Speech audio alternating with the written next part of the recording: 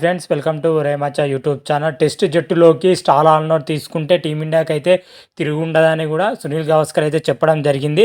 వచ్చే world test ఛాంపియన్లు ఇతను ఉంటే మాత్రం అయితే గెలిచే ఛాన్స్ ఉండడం జరిగింది.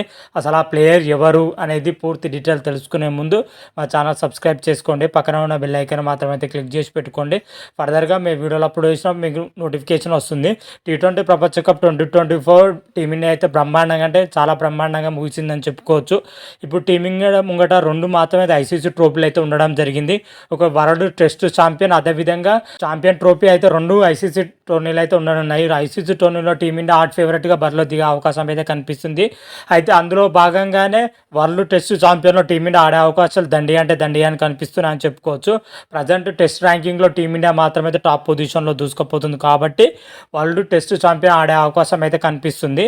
అయితే ఈ వరల్డ్ టెస్ట్ ఛాంపియన్లో వచ్చేసరికి టీమిండియా స్టార్ ఆల్రౌండర్ తీసుకోవాలని అయితే సునీల్ గవాస్కర్ సూచించడం జరిగింది. ఆ ప్లేయర్ ఎవరో కాదు, హార్దిక్ పాండ్యాను టెస్ట్ జట్టులో తీసుకోవాలి, అప్పుడు టీమిండియాకి అయితే తిరిగి ఉండదని అయితే సునీల్ గవాస్కర్ అయితే చెప్పడం జరిగింది. హార్దిక్ పాండ్యా వచ్చేసరికి దాదాపు ఇప్పటి వరకు కేవలం 11 టెస్టులు మాత్రమే ఆడడం జరిగింది. ప్రజెంట్ హార్దిక్ పాండ్యా ఫామ్ చూస్తే మాత్రం అయితే T20లోనే అద్భుతంగా రాణించినాడు, ఓడిఐలో కూడా అద్భుతంగానే రాణించినాడు.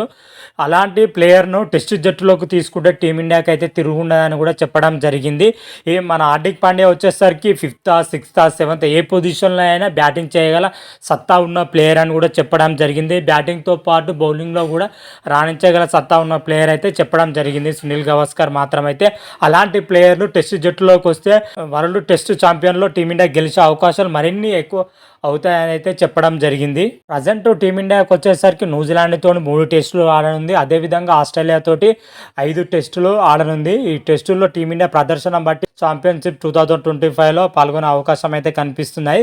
అయితే టెస్ట్ సిరీస్లకు అయితే హార్దిక్ పాండ్యాని తీసుకోవాలని అయితే మన సునీల్ గవాస్కర్ కళాఖండిగా అయితే చెప్పడం జరిగింది. ఎందుకంటే టెస్ట్ ఛాంపియన్షిప్లో అద్భుతంగా రాణించాలంటే ఇవి 7 టెస్టులకు టీమిండియాకు చాలా అంటే చాలా ఉపయోగపడుతుందని అయితే చెప్పడం జరిగింది. అదేవిధంగా ప్లేయర్ల యొక్క పర్ఫార్మెన్స్ను బట్టి వరల్డ్ టెస్ట్ ఛాంపియన్ ప్లేయింగ్ 11 ఎలా ఉంటుంది, టీమిండియా జట్టు ఎలా ఉండబోతుంది అనేది కూడా ఒక క్లారిటీ ఇవ్వచ్చు అని అయితే సునీల్ గవాస్కర్ అయితే చెప్పడం జరిగింది. ఓవరాల్గా చూసుకుంటే టెస్ట్ జట్టులోకి మాత్రమైతే హార్దిక్ పాండ్యాని తీసుకోవాలని అయితే మన బీసీసీఐకి అయితే సునీల్ గవాస్కర్ అయితే చూపించడం జరిగింది. మరి చూద్దాం టెస్ట్ జట్టులోకి మన హార్దిక్ పాండ్యా తీసుకుంటారా లేదా అని అయితే మరికొద్ది రోజులు అయితే వెయిట్ చేయాల్సిందే.